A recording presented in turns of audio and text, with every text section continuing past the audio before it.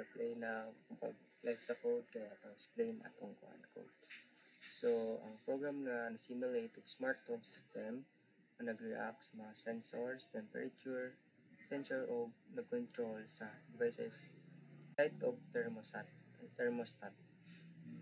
Nanitulong ka design patterns sa nagtabang para ma-organize sa mga flexible ang behavior. So, which is ang observer, ang strategy, and command. Okay, pabalo nga interested ang objects. Okay, observers, ang purpose is para magpabalo sa interested ng objects kaya na o sa data. So, sa ang role niya is ang sensor, subject to controller, then muna siya observer. Next is the strategy. Puli-puli o decision logic. Depende sa sitwasyon. So, muna siya. Makita nyo lang is na makita nyo niya sa code comfort strategy and energy saving strategy o alert strategy. So, ang command magrepresenta sa action nga ipatuman ang device. So, command interface nga mga klase sama sa turn on light command o set thermostat command. So,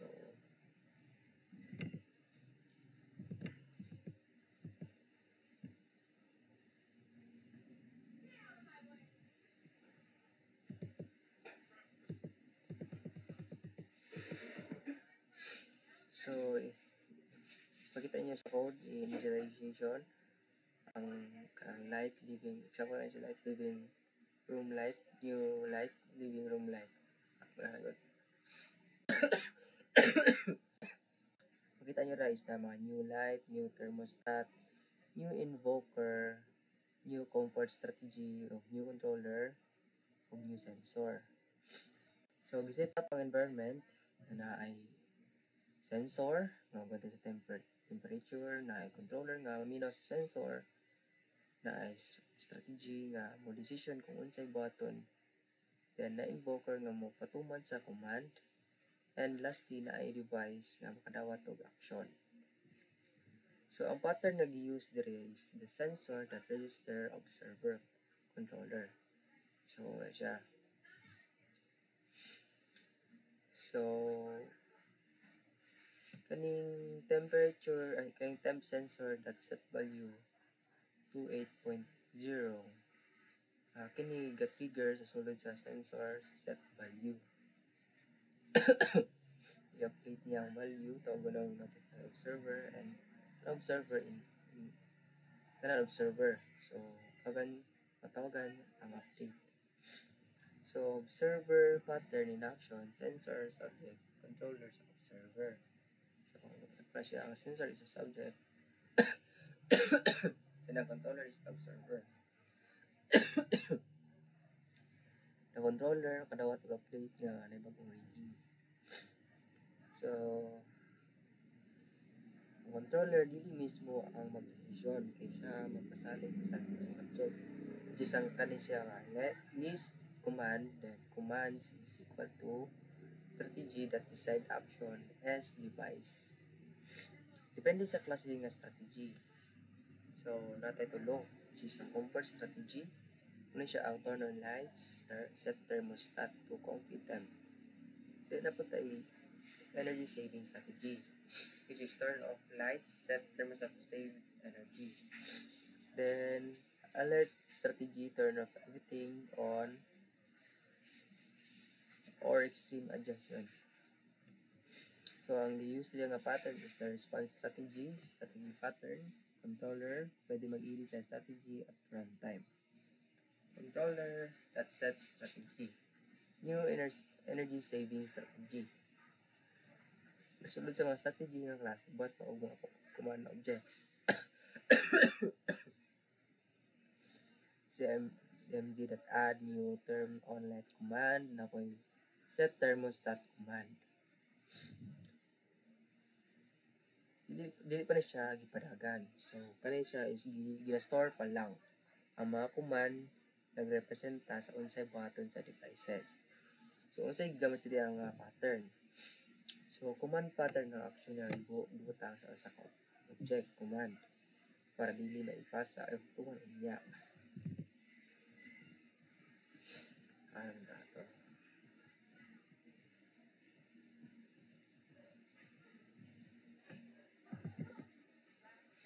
So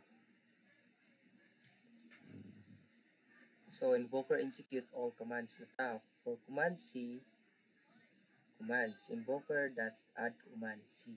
Invoker that execute all. So, i-execute niya ang all. So, ang controller, matag sa mga commands ngadto sa invoker. Or bali, hatag sa controller, ang mga commands ngadto sa invoker. So, si invoker mo ang tagatuman sa tanan action. So, pattern use here. So, invoker kaya nagpaimutang sa mga command nga mo'y nag-una sa ilang pag-execute method. So, light of thermostat ang receiver. Sila ang actual nga nagbuhat sa action.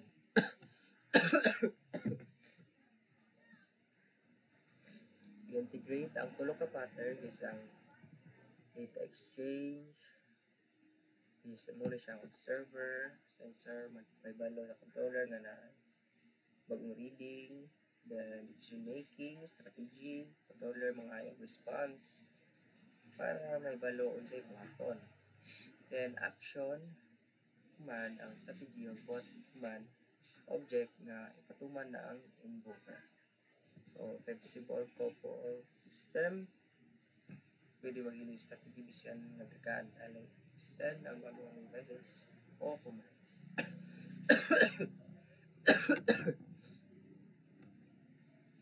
So, example sa plane flow, ang sensor makapabantay ang temperatura, then ang iyang balon kaya ang controller, then ang controller mangutana sa iyang strategy kung sa iyang angay buhaton. Yung strategy maghimo na sa listahan sa commands, then ang controller moatag ng command sa invoker, then ang invoker na nai mo tuman sa tanan. So, i-explain na natin ang code, ang resulta after yung kan.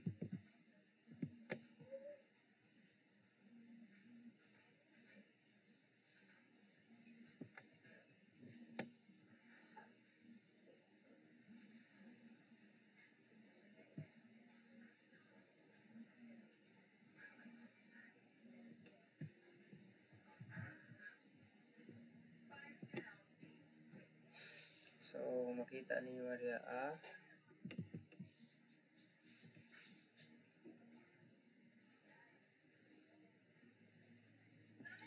wait lang. So, unsay nahitabo dito sa sa result. So, ang sensor nagbantay nga iniabot last 28 degree Celsius. Makita nyo rin 28 degree Celsius. So, iset niya ang value 28, tawag mo na nga sensor temperature updated to 28. Muna siya ang nakuptang raa. So, ang sensor nag-abiso sa controller. Observer pattern, notify observer to controller update. So, magawas na dayon ang controller receive update. Then, controller nagpasalig sa comfort strategy, yung strategy pattern kay comfort strategy pattern that decide action. Dayon, gidesisyonan na lang na itorno ng suga o giset ang thermostat sa 22 degrees Celsius aron komportable. Then, commands ipasa sa invoker o ipadagan. Command pattern to unlight command and set thermostat command execute. Muna magawas ang living room light turn on, then main thermostat set to 22 degrees Celsius.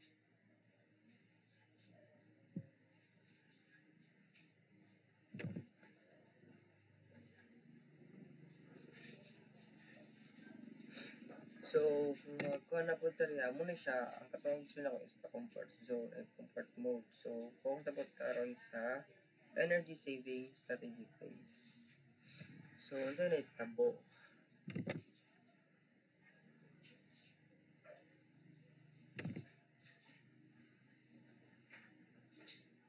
So sa natabo, same lang yapon siya dito but diya is naglahi na ang lahi na ang yang bali ang result kay gi-turn off man ang lights, then iset lang ang thermostat sa 26 degree Celsius. So mas taas siya nga Celsius, mas kamay siya energy nga magamit or makasave siya of energy. So muna siya nga gawas dra is living room light turn off, then yung thermostat set to 26. So summer energy saving mode, use energy, lights off, and thermostat higher temp, less cooling pero mas air, so continue sa mga aircon. Then sunod na po tayo is the last one is the alert strategy phase. So ang kanina siya is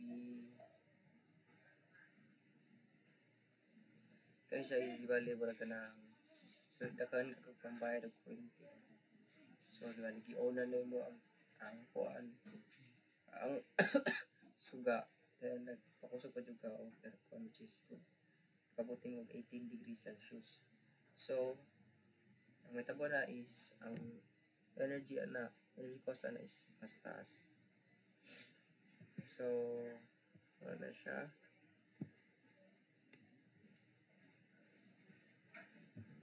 So next data is the UML.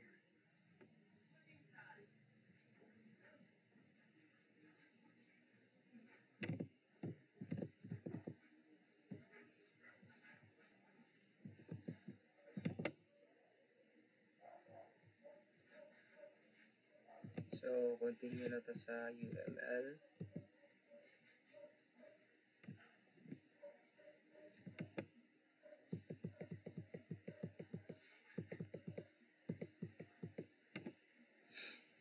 So paano natin ganina is natay tulo ka pattern. Use observer pattern para sa pag-monitor, then strategy pattern para sa pili o lain paagi, then ang command is para sa paano o pagpatuman. So ang sensor is muna yung source of data. Muna yung basic explanation sa sensor. Then ito siya type, value, so type sa klase nga sensor. Then ang value is unsa ang support sa temperature yang nakuha or data.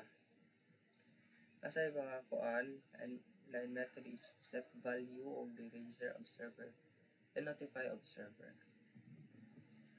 Next is the observer, which is muna siya ang interface. So di muna siya ang maminaw sa sensor.